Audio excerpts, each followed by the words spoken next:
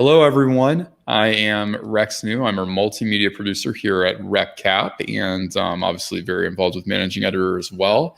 Hope I'm seeing some faces that have been in some of our other presentations. This is going to be a really, really cool presentation. Just a note, it's an hour long. So just in case you hadn't seen that in the registration, but it's going to be well worth your time. This is called A Face for LinkedIn, DIY videos that drive engagement. And it's actually going to be a little bit different than what we normally do. We've got our presenter here, Courtney Sparkman. He's the CEO of officerreports.com. And he's also a video guru. Courtney, you were just telling me you've got a pretty big YouTube page, right? Yeah, we're definitely getting there. You know, I launched this YouTube thing thinking at some point we would have 50 people subscribed. And at this point, we're pushing 5,000. So this has been our very best year in terms of picking up subscribers. The interaction is there. The engagement is there. It's been phenomenal. That's awesome. And so yeah, hi, Brian. Just saying hi in the chat. So what we're going to do for this presentation, Courtney, who's a video guru, has actually made a video for us. So we're going to let that play. It's going to be really cool, something a little bit different. And then after that, we will have a Q&A all on about how you can create your own videos. And that's a really important topic right now when your in-person marketing opportunities are essentially not there. And our schedules are a lot more booked than ever before. So, Courtney, anything else before we hit play? No, let's get started. Let's do it.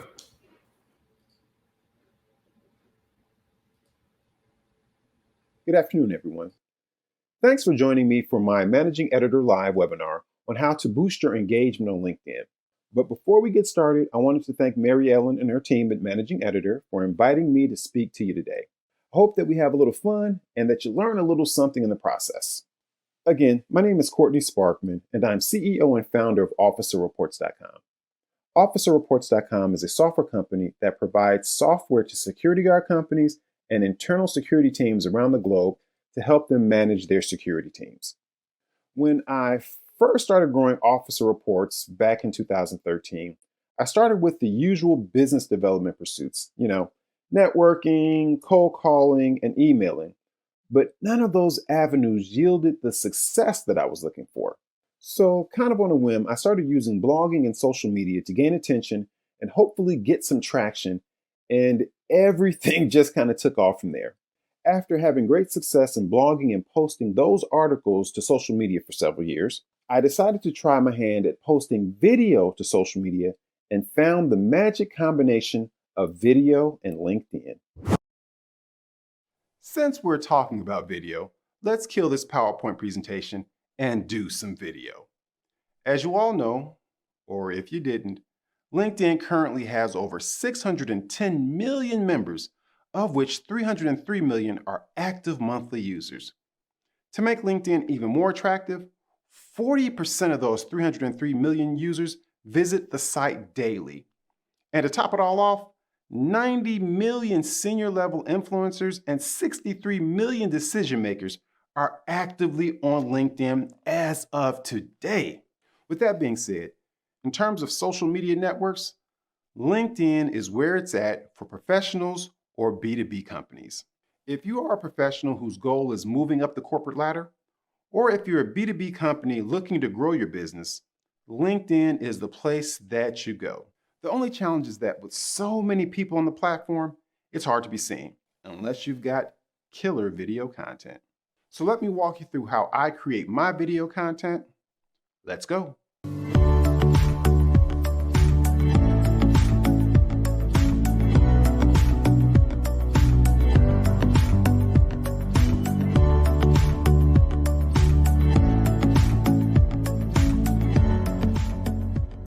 Hey, welcome back, and let's get started. So here are the 4 topics that I'll be walking you through today: equipment, post-production, content, and social media distribution strategies.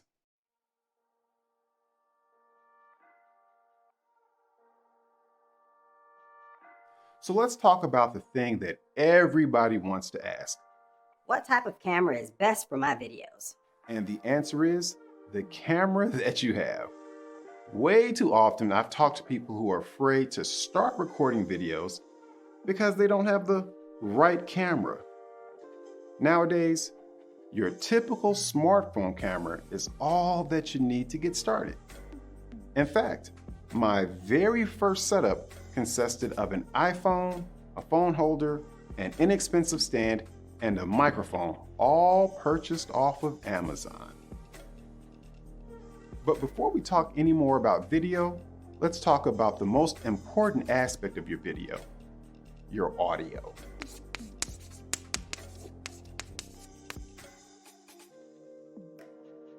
George Lucas, you know, the guy that does those little space movies, said that sound and music are 50% of the entertainment in a movie. 50%. So let's give it a try. I'll keep the video as is, but show you what bad audio does to your video. With everyone in the world doing video conferencing, you know the feeling that you get when that one person on the line has a bad connection and you're thinking, oh my God, please hang up and reconnect. So how was that? Awful, right? But let's flip it and degrade the video and leave the audio the same.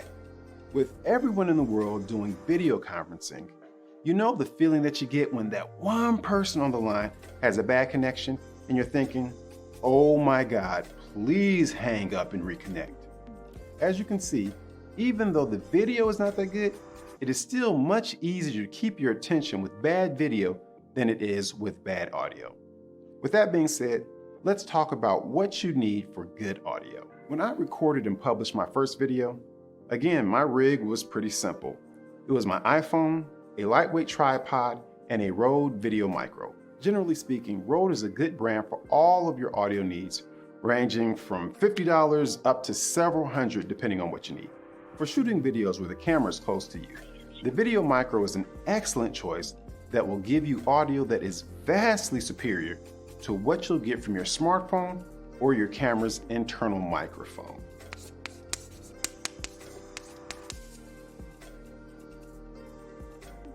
As I said earlier, the best camera to use is the one that you have, and most people have smartphones, so use them. When I first started seriously getting into video creation, I heard a video creator say that about using a smartphone, and I was a bit skeptical. No, I was a lot skeptical, but it turned out to be true. Unless you're doing videos that you want to get nominated for an Oscar or something. I mean, that would be cool, right? But that's not the purpose of this video. We're just talking about LinkedIn. Just to prove the point, check out this video from a professional videographer. This is a Canon C200 cinema camera that shoots in cinema RAW. This is an iPhone XS Max that apparently is one of the best video cameras on a cell phone. Ready for this?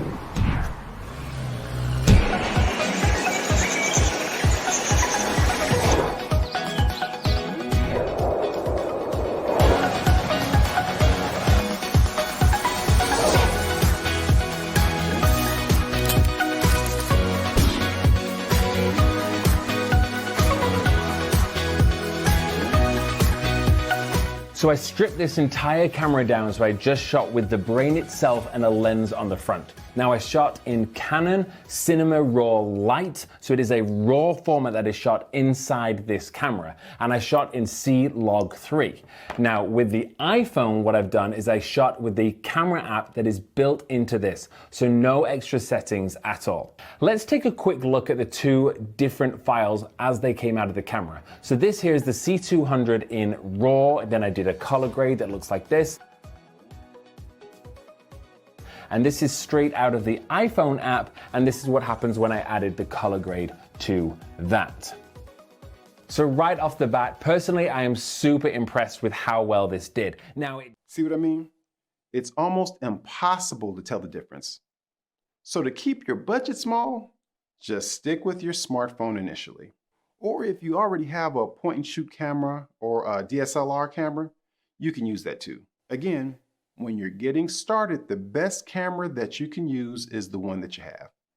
Since I got started, umpteen years ago, I've upgraded my cell phone to a Canon 90D only because I'd gotten to the point where I wanted the ability to be able to customize my camera settings and use some specific lenses for some specific effects.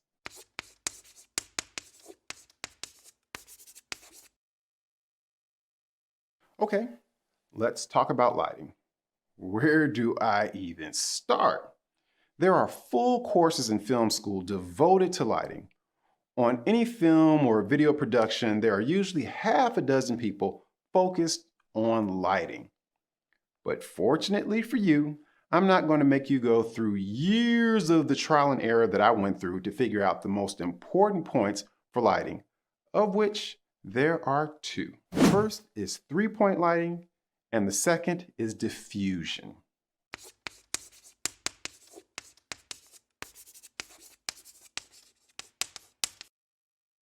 When it comes to video creation, there are really two types of videos that you can do. The first is vlogging. With vlogging, the camera comes along with you while you're moving and talking about whatever subject that you're talking about.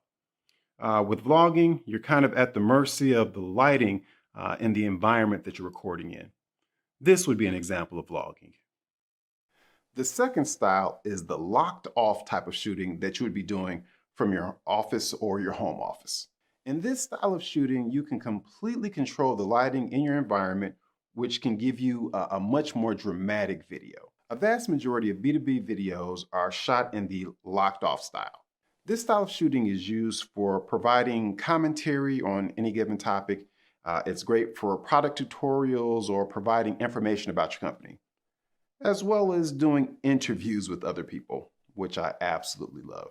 In the locked off style of shooting, content creators, which is what you are now, will generally speaking use three-point lighting to light their videos. For a really good explanation on three-point lighting, check out this short video. In this lesson of Frameforest Film School, we're going to show you how to use three simple lights to do a three-point lighting setup. So if you want to light a headshot or maybe an interview, this is going to show you some of the basic lighting principles to make your shots look better. In three-point lighting, there are three lights: a key light, a fill light, and a backlight. In this video, we will also show you some tips on adding more life to the background. Well, let's get started. Here we have our talent in front of a black background in the studio. We are going to start off by turning off our lights in the ceiling. Then we're going to turn on our first light, the key light. The key light is a 650 watt tungsten lamp with a diffusion gel to make the light softer. The key light is the strongest light in the setup and is our main light source. The key light is placed to the side of the camera in a 20 to 45 degree angle. The second light is our fill light. The fill light fills in darkness and shadows on the opposite side of the key light and gives much more even lighting. The fill light is normally only up to 50% as powerful as the key light. You can achieve this by using a less powerful light, move the light further away from the subject, or adding more diffusion gels to it. Here we turn our fill light on and off to demonstrate the effect.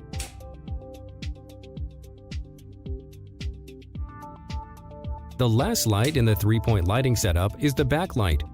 The backlight is placed behind the talent and creates a kind of halo effect around the edges of the subject. The backlight is separating our talent from the background and is highlighting the contours.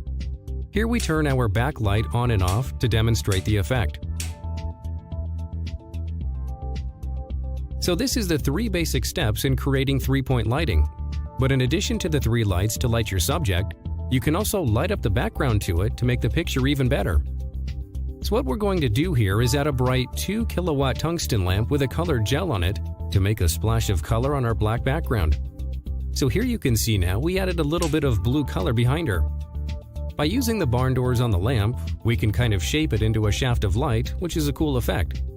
Changing the color and shape of the background light, you can create different moods for your scenes. And here we turn our background light on and off to show the improvement to the shot. Let's take a look at some before and after shots.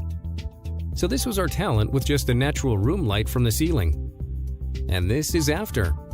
As you see, three-point lighting creates much more depth in your shots and creates different moods.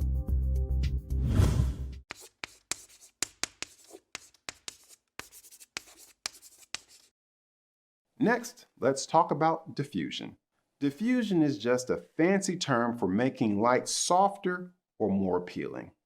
Here is a short explanation of the differences between soft light and hard light. Hey, it's Matt from the A-Team, and today we're going to go from this to this by diffusing our light. You ready? Let's go.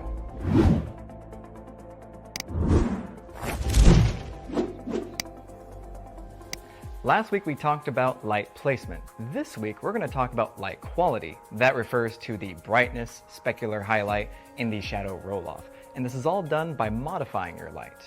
Simply put, there's hard light and soft light. Hard light is achieved by using a small light relative to your subject. This creates harsh shadows. For example, the sun, while it is huge, if you look up in the sky, it's relatively small to you. Soft light, on the other hand, is achieved through a relatively big source compared to your subject. This creates a nice blurred line between the light and shadow of the face. For example, your phone is super small, but when it's right next to your hand, it creates a smooth transition between light and dark. Soft light is measured in two different ways. First is the distance of the transition between light and shadow. This is called fall off. Hard lights create hard edges, which is called fast fall off. On the other hand, soft lights create blurred lines, which is called slow fall off. The other way is highlights. This is when a light source is reflected onto a subject. Depending on the reflectiveness of its surface, you'll either see a bright highlight or a dim highlight.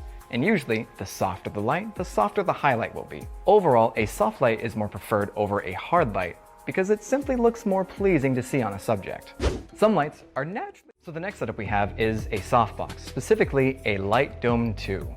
The cool thing about this light is it comes with two sheets of diffusion built inside. One inside near the center and one out here. And they give you a super nice clean layer of soft light. Again, when it comes to getting the right lighting, not only can it be complex, it can be really expensive. But don't worry, I've got just the product for you. The soft boxes that I started off with, I purchased on Amazon for less than $70. That kit served me well for a couple of years before I decided to upgrade to the big boys. The other option for lighting that many content creators use are ring lights. With ring lights, you can dial the brightness up and down, and it gives you that really cool light reflection, also known as a catch light in your eyes. Ring lights are relatively inexpensive, and you can purchase them right off of Amazon.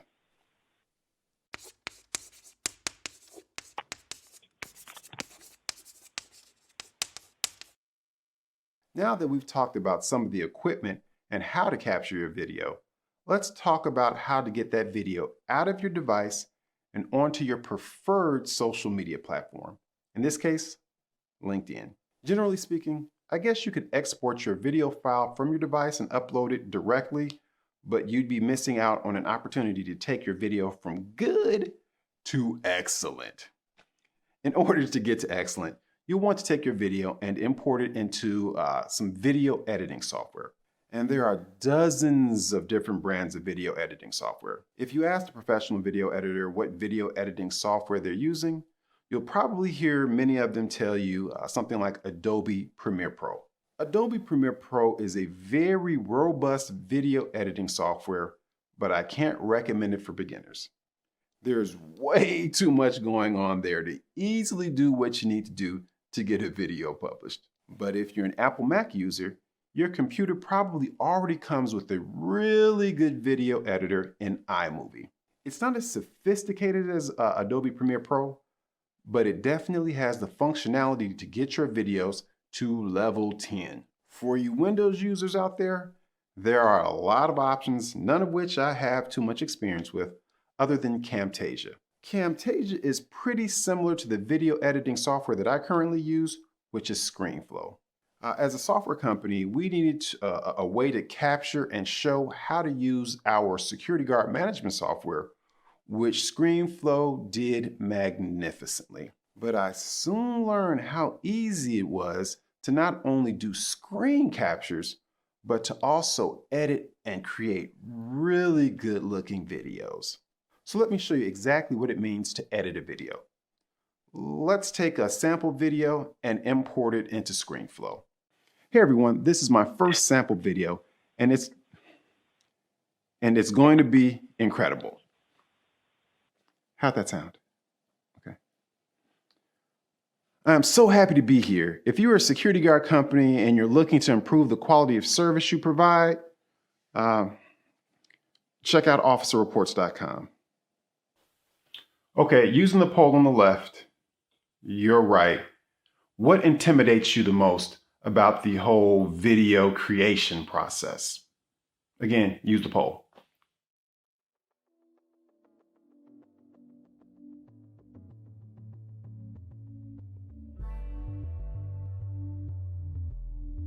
All right, now that the video is shot, we can get it imported into ScreenFlow. Once the video is imported, we have the ability to manipulate it to tell the story that we want to tell.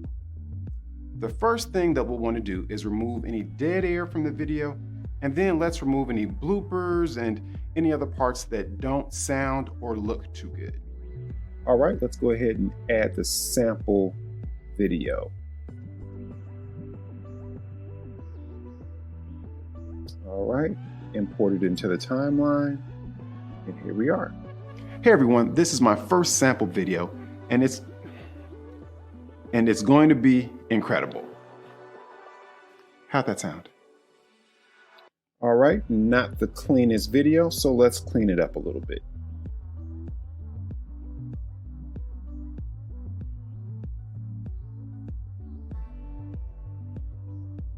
Hey everyone, this is my first sample video, and it's going to be incredible. I'm so happy to be here. If you're a security guard company and you're looking to improve the quality of service you provide, check out officerreports.com.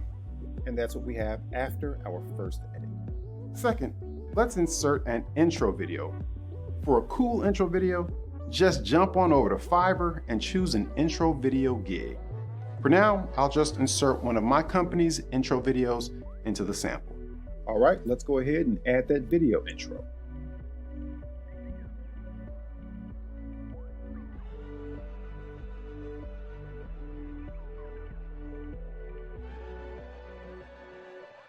And it's going to be incredible.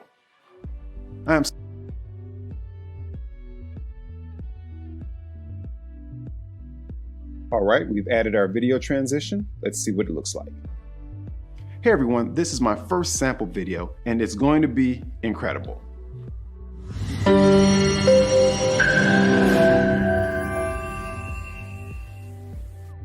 Now that we've gotten our primary video, or our A-roll, out of the way, let's spice up the video just a little bit. The first way that we'll do this is by adding B-roll, or supplemental footage used to visually support the A-roll. Think of it as video that shows the story. If the A-roll narrative talks about dogs, then the B-roll might show some puppies. So is B-roll really important? It absolutely is. Point blank, period. At this point, I'll let one of my favorite content creators give you a crash course in the importance of B-roll. What's up guys, Peter McKinnon here, and today we're talking about B-roll, what it is and how you can use it to make your footage and your videos better.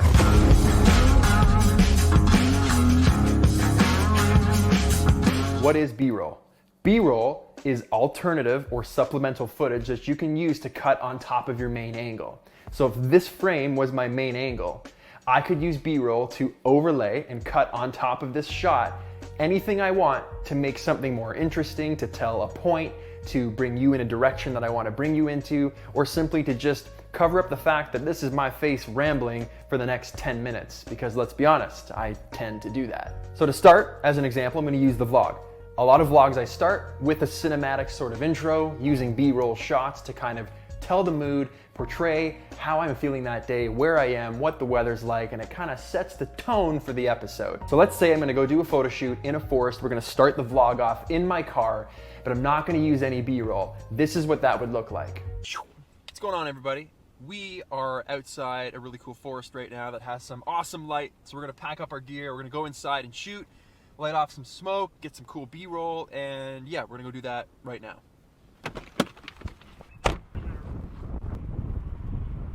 Okay, so that was fun. We are freezing. We're gonna get back in the car now and go do something else because it is way too cold outside. The wind is just killing. Okay, pretty boring. Not much substance, not much to look at, wasn't very much fun to watch. Yeah, just not feeling it at all. Let's see what that looks like again using B-roll. What's going on, everybody? We are outside a really cool forest right now that has some awesome light. So we're gonna pack up our gear, we're gonna go inside and shoot, light off some smoke, get some cool B-roll, and yeah, we're gonna go do that.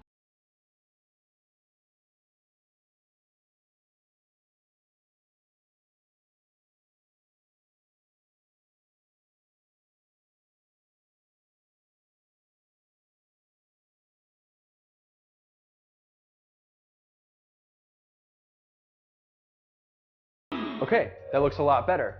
The problem is I only shot B-roll of us, me taking pictures, my friend taking pictures. You don't really know where we are, what we're taking pictures of, what we're doing at all. I didn't really give you enough information. So that's when we gotta shoot B-roll of the environment that we're in as well. Cut those two together, it's gonna look like this. What's going on, everybody?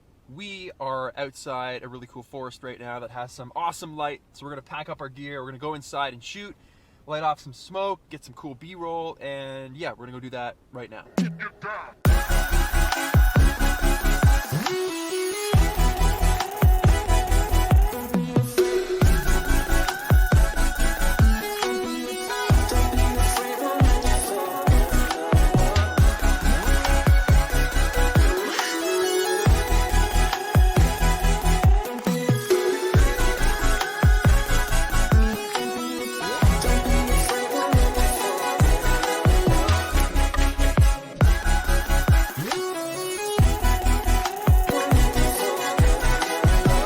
That was fun. We are freezing. We're gonna get back in the car now and go do something else. So that's it, guys. That is the crash course in B-roll. I hope you enjoyed it. I hope you got something out of it. He's just so good at B-roll that I really dislike him sometimes. But with that being said, I'm not nearly the creator that Peter McKinnon is, so I'll usually use sites like Dreamstime or Storyblocks to find B-roll that suits my video. The video purchasing plan for Storyblocks comes in at about $8 per month for 5 video downloads a month. For a little more, you can get unlimited downloads of video. Depending on the frequency for your content creation, the unlimited plan might be just right for you. So let's add some B-roll now. All right, let's go ahead and grab some B-roll of a security guard.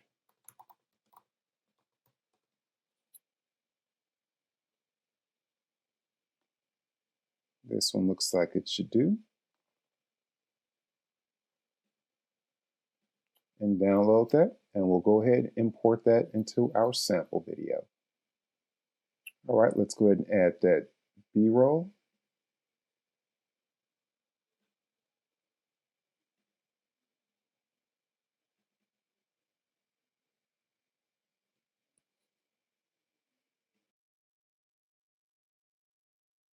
All right, now that we have our B-roll loaded, let's see what it looks like.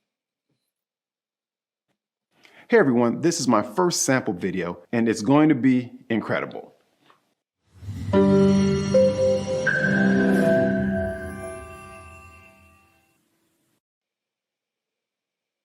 I'm so happy to be here. If you're a security guard company and you're looking to improve the quality of service you provide, check out officerreports.com. And there we go. So now that we have a little B-roll inserted, let's talk about sound design.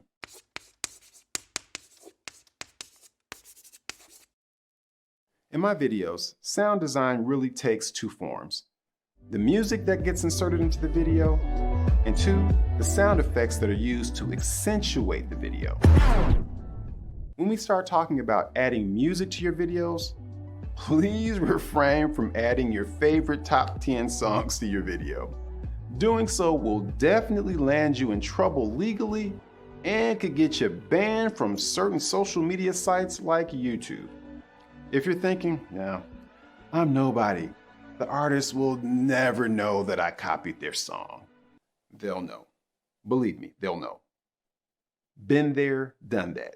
YouTube in particular has a crawler that scans your videos for copyrighted content, and they will catch you. So unless you have the money to go out and license music from your favorite artists, which I imagine can't be cheap, you'll need an alternative source. The alternative source that I use is Epidemic Sound. I absolutely love this website. Epidemic Sound owns the rights to tens of thousands of music tracks that you can use for your videos. These soundtracks aren't just some hokey, corny tunes that sound like something your 7-year-old niece put together on her play piano, okay?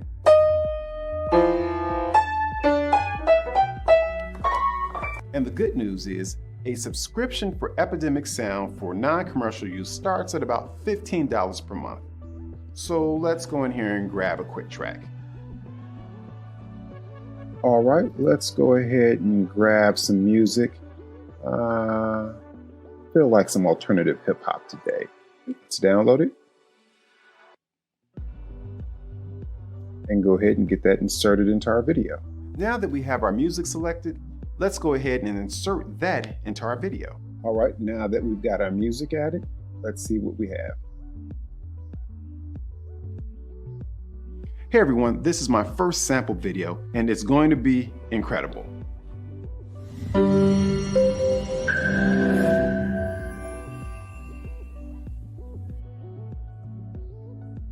I'm so happy to be here. If you're a security guard company and you're looking to improve the quality of service you provide, check out officerreports.com.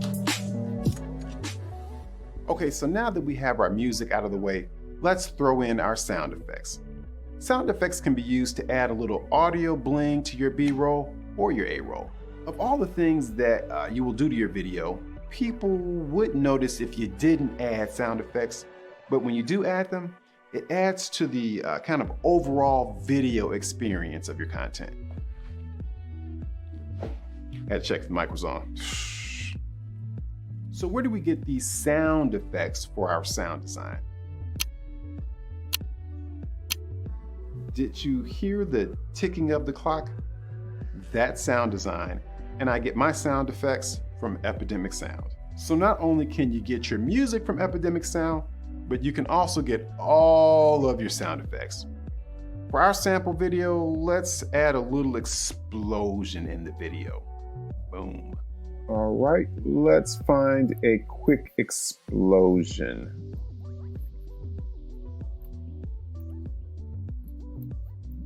And we're looking for sound effects. This is the one we want.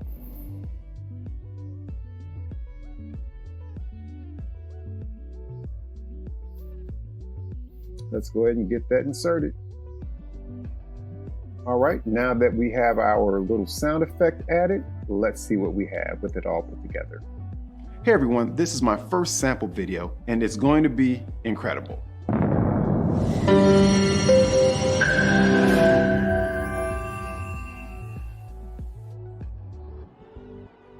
I'm so happy to be here. If you're a security guard company and you're looking to improve the quality of service you provide, check out officerreports.com.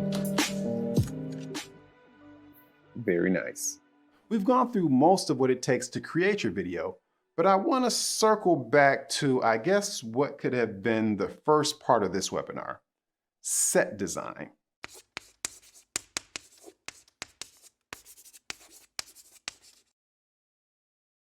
Of all the topics we've covered today, set design is probably the easiest one to master. Set design is all about offering your viewers an interesting environment that complements your main focus of the video, which is you. There are just a few simple rules that I use for set design. First, clean up the area that you're shooting in. If you're at your desk, take any junk or clutter off of your desk that will be in the shot. Remember, you don't have to declutter the entire room, just what's going to be on camera. And I'm telling you, I would be absolutely ashamed to show you the state of my office or studio for some of my videos. But again, it's not what you can see, it's what the camera can see. Second, if you're not shooting against a plain background, move away from your background. If your three-point lighting is working well, then moving away from the background will put less emphasis on what's behind you and more emphasis on helping you stand out from your surroundings. Good set design will help your viewers focus in on you and not that miscellaneous scrap of paper on your desk. Lastly, add some cool lighting effects if that's your thing. 1 or 2 Philips Hue color changing light bulbs or some LED lights will work wonders on your scene.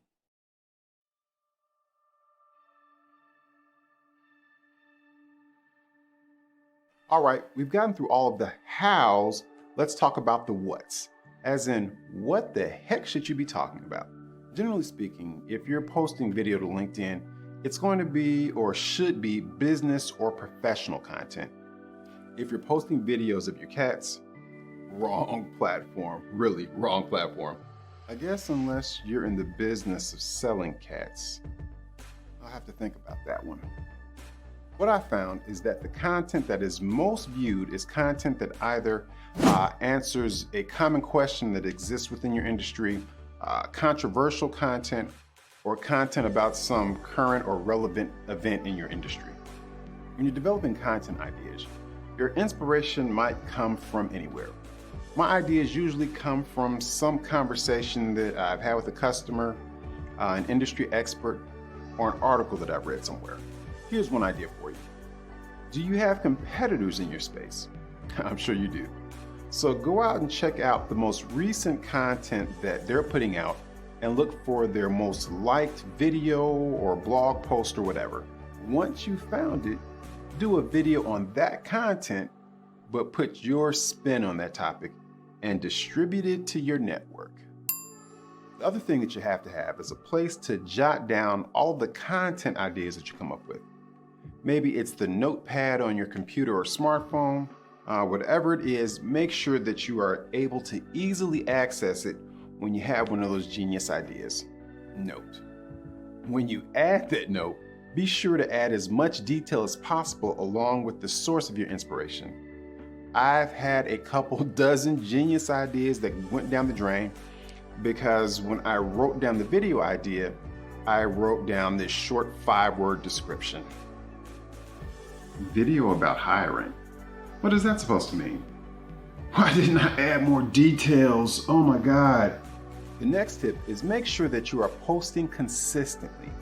When you start to build an audience, make sure that you're not getting them excited for the next installment of your video series, and then it takes you weeks and or months for you to put out your next video. In sales, they say it's easier to keep a customer than it is to find a new one. The same can be said for content creation. It's easier to keep a subscriber than it is to find a new one. The last tip when it comes to video content creation is be authentic. Like my mom has always said, just be yourself. Hey, Mom. People may be able to copy what you say, but they will never be able to copy the way you say it. If you're quirky, loud, or a natural comedian, let your audience see who you are. People are looking to connect with authentic brands represented by authentic people. Hashtag, I am authentic.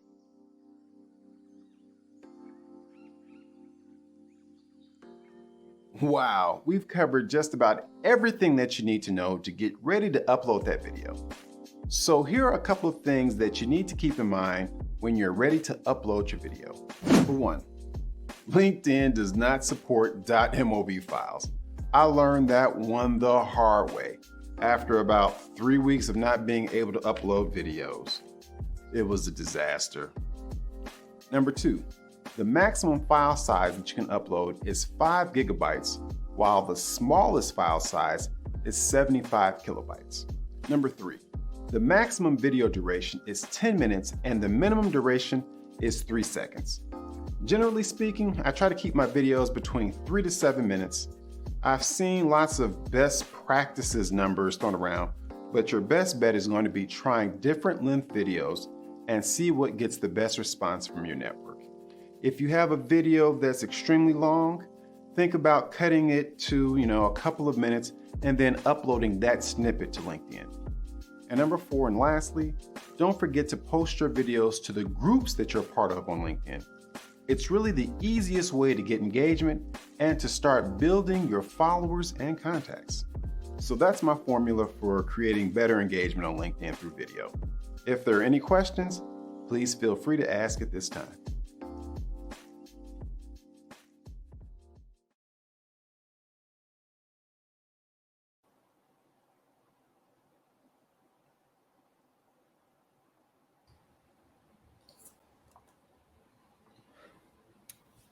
Okay, round of applause here for Courtney. That was really cool. Thank you, Courtney, for putting that all together. That looked like a lot of fun just making that.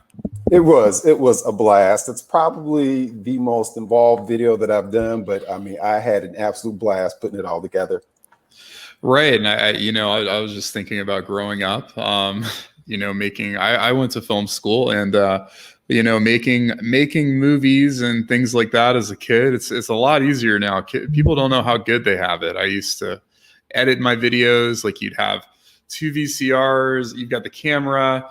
You stop. You pause it. You hit record on the VCR. You're trying to get. There was all kinds of things that I used to do when I was a kid. So what was that? VCR? Yeah. VCR. I don't know. It's Thursday. It's TBT, Throwback Thursday. Right. That's right. Oh my God. Yeah, it's so much easier now. Right. So I've really just gotten into the video creation, movie creation in the past, call it 4 or 5 years. And just talking to some guys and gals that were in it before I was, and they were just saying how much easier it is for us now, right? Even in the past decade, it's come a really long way. Like even from when I was in film school, which would have been 2005 to 2009, it's a massive, massive difference to what you can do now. So what would be the biggest difference for you now? I mean, is it the equipment? It's the support? I mean, what? I would say it's equipment all around, and distribution. So the equipment, I mean, we used to edit on. I mean, yeah, I would edit some of my projects like at my house on Final Cut. Before Final Cut became garbage, and but really, like, I think DSLRs have really changed the game. Being able to really learn about lens. This is a longer conversation, but really being able to learn about lenses and things like that, which goes a really, really long way. Obviously, we're not going to cover that, but you learn quite a bit. And being able to do stuff like that, I think, is really cool. And we didn't quite have that. You didn't quite have that ease of access to that. The DSLR revolution was just starting when I was in film school. Oh, got it. And it's really cool. I think that people are just like you yourself, Courtney. It's something you can dive into, watch a few YouTube videos, read a book, and really kind of develop things on your own. And then whether it's LinkedIn or another social channel, have the chance to engage with people, create contacts passively, and also to learn a bit. And you can see what people respond to and kind of get feedback and all these other ways that go beyond, hey, you should have done this better in your video. There's so many, and it really becomes more about presenting the idea, presenting the concept. And I don't know, I think it's a really cool thing that people are able to do now. No, absolutely. And I think having social media does so much for content creators, right? So especially not just LinkedIn, but talk about YouTube as well.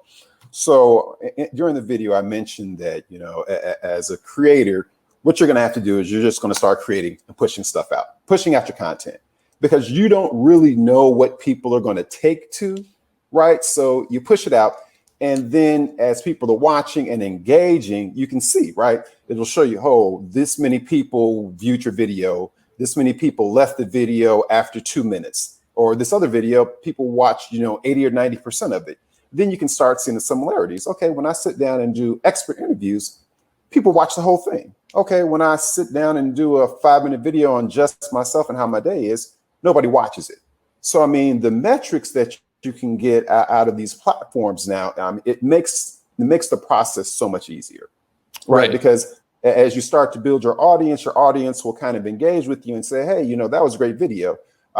They'll show you in the metrics. All right, people stayed on and watched the whole thing.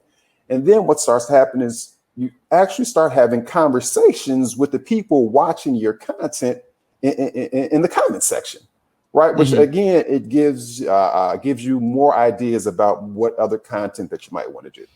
And just to touch on that briefly, we have a saying here at RepCap, and I'm sure a lot of our content marketers have this live by a similar credo, and I imagine you do too, Courtney. Give your best ideas away. And the best way to show people that you're worth the money that you want to pay, that you want to charge, is here are my ideas. Here's how I'm thinking differently. Here's how I've changed the game in some way. Here's what I think people are doing wrong. And here's why I'm different. And it's so easy to do that now over video. And especially when we can't, well, you shouldn't get together in person. You certainly can. But it's really, really important because everyone's schedule's packed. Everyone has a lot more going on. And being able to have people find that information on their own time, I think is really, really important right now. And I'm sure you have lots of stories like that, Courtney. Oh, absolutely right. Absolutely right. So I spent 15 years in the security guard industry building up this wealth of knowledge, right? And at some point it was like, you know what? I'm just going to start telling people the answers to all these questions that I had when I was, mid-career. And what starts to happen is as you're giving away this valuable information, right? So you could take the other path and say, hey, I'm a consultant. I want you to pay me for this. But what starts to happen is, again, you start putting out this information, whether it's blogs, especially video, and people start picking up on it, right? So you're giving people answers that, you literally could charge for, but people start to see, oh, wow, he's kind of an expert in this. And then what starts to happen, especially when you're talking B2B, is people start to recognize you. Right. So probably 4 years ago, I jumped on the phone to make a cold call to a potential customer. And I said, hey, Mr. Customer, hey, my name is Courtney Sparkman, calling from Officer Reports. And he just jumped in and said, hey, Courtney, how are you? Oh, my God, blah, blah, blah. And went on and on and on. And I'm checking Salesforce like, did I talk to this guy? Who is this? And what he ended up saying was, hey, I've seen all your videos. I love what you have. Let's talk. Incredible. Exactly. And not to cut you off, Courtney, but what you're talking about is a concept called parasocial relationships. I don't know if you've heard of this concept, but essentially, and it made me think of this immediately when you said this person thought that they basically talked to you like they had met you. And it's a connection. It's a one-sided connection, essentially, that you create with someone if you engage with their work, with their content or something like that. So they feel as if they know you by engaging in your content. The way I'm explaining it sounds like this person's a stalker, but essentially it's a way that you can create trust with prospective clients, et cetera, and a bit of familiarity. You don't know them, but they do feel that they know you, and they're more inclined to trust what you have to say without kind of I guess we can call it a break-in period. Where you're trying to earn their trust and navigate some things in an initial engagement. And it's a really interesting thing to Google. We covered it on our podcast, so I wanted to mention that. I will Google it because it's a real thing. It happens so often now. It just kind of blows me away. There was a wife-husband team. Wife called me, wanted to talk about the software, and then she said, "You kind of sound like the guy from the video." I said, yeah, that's me. She said, hold on a second. Jeff, call her husband, Jeff. Jeff, come here. Wake up. He's on the line. I'm like, it's just me. But again, to your point, it was this connection that they had with me that I had not had a chance to establish with them. It's a real thing. What I'm hearing is that you're basically the Chris Evans of the security guard video world. Right. That's me. Okay. And well, Courtney, one thing we're talking about all these sorts of things. I want to invite anyone, if you've got questions, leave them in the chat, leave them in the Q&A, and I will pass them along to Courtney. But one thing, Courtney, that occurred to me that we were talking about a bit before the presentation, and I think came up in the poll that you sent, what intimidates people the most about the video creation process and uploading to LinkedIn? And just as you predicted, Courtney, the most responses by far, I'm concerned what people will think. And whatever you want to call that, intimidation factor, imposter syndrome, it's a barrier for any type of content creation, whether you're making your own videos on your own, you're working with me, helping you develop your thought leadership and ghostwriting for you or directing you while you're filming. How do you work with people on that how did you work on yourself to get over that? It's honestly, I still haven't, right? I still suffer from it. The whole time that this video is playing, I am cringing like, What are people thinking? Oh my God, are they going to think this is horrible? So I think at some point, and after reading off bits and pieces of commentary from other writers, directors, actors, everyone seems to think the same thing, right? That, okay, people are looking to me for this particular reason, and they think I have answers. They think I'm this great director, but I don't feel it. But from the outside, from you not being the person, so, George Lucas or whomever it was said after they film a movie, they don't watch it. They can't watch it. They cringe. And I'm like, but these are great movies. And I get a lot out of them. So I just kind of take that perspective, right? That, I might cringe in listening to it and watching it, but other people are getting something out of this, and they let me know, right? So the comments come in, the emails, the direct messages saying, thank you so much. We really appreciate what you're doing. And I think feeling or seeing that type of interaction coming in is what keeps me going. Because honestly, I would stop. No, just joking. This is going on forever. Yeah. Well, I think speaking to that, you mentioned cringing when you watch your own work. I wrote a feature film that was made a while ago, and I was involved in the production of it, but it's certainly I can just see how the sausage is made, right? Like I can see, I remember, I should have done this. I liked how they rewrote this. Why didn't I think of this? And, I think some people might find that nerve-wracking, and it is nerve-wracking. It's nerve-wracking to put out anything in the world. But I've always found if you have that attitude and you feel like you've done everything possible, but you still want it to be better, and you're still pushing yourself forward, if you're just smugly putting something out in the world, and you can watch it over and over again, you probably did a really bad job, and you probably have the wrong attitude about it.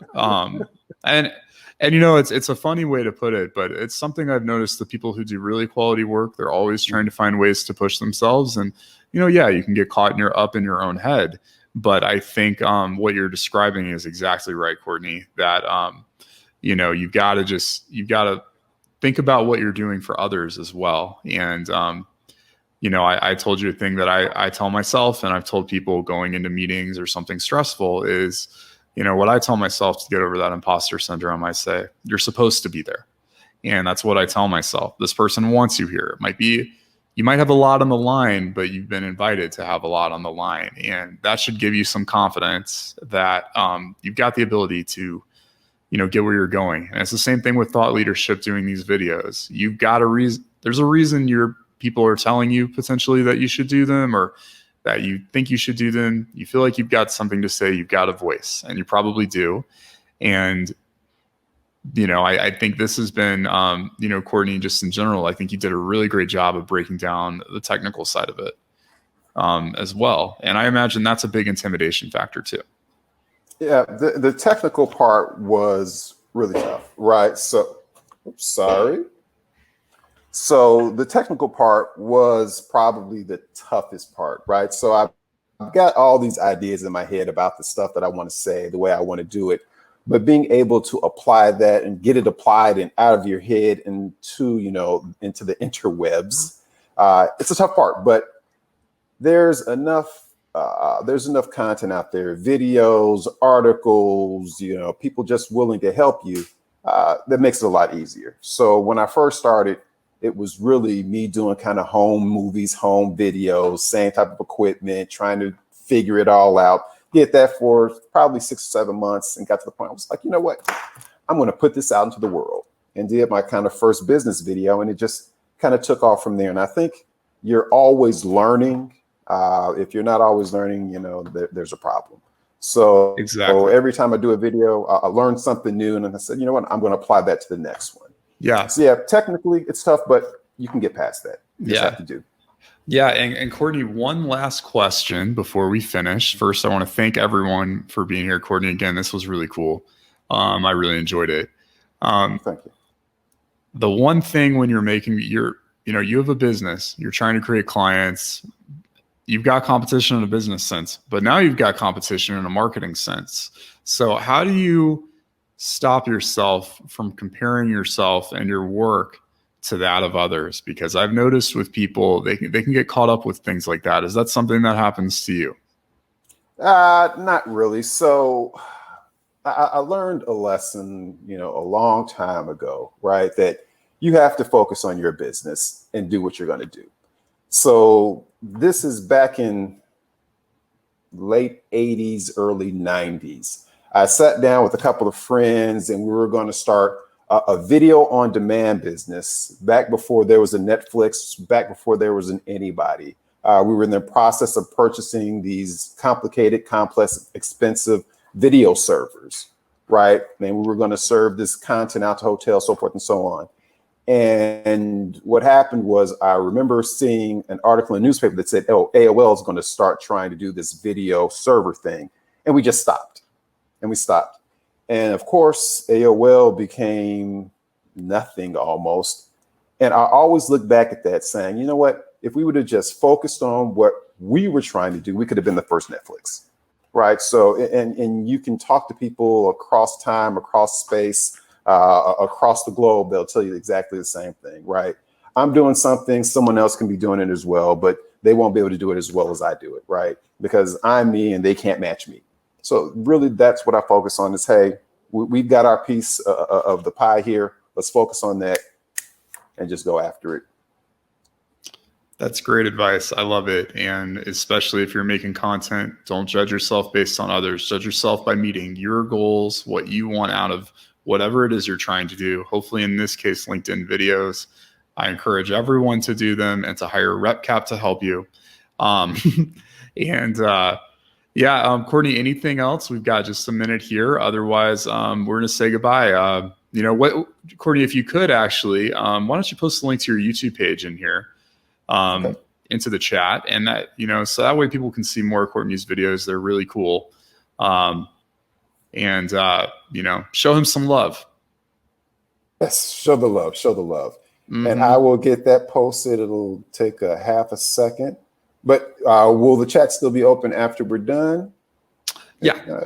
Okay. So let's go ahead and leave it in here. And that should hopefully do it. Well, maybe not. That'll get you there. That's great. So thank you, Courtney, for coming out here, and I hope everyone learned some lessons. This was a really great intro to filming for LinkedIn, and I think social videos in general. And like I said, Courtney, I really think that the barrier for entry is lower than ever, and it's a great skill that you can develop. And it's really great practice, especially now when we're all kind of in two dimensions for a while. So it's great practice to make sure that you're more comfortable with these formats as well. And I really encourage people to check out Courtney on YouTube and everything else. Follow all things Courtney. All right. Well, thank you, Rex, and thanks to Mary Ellen for inviting me out. I really enjoyed this and hope everybody got something out of it.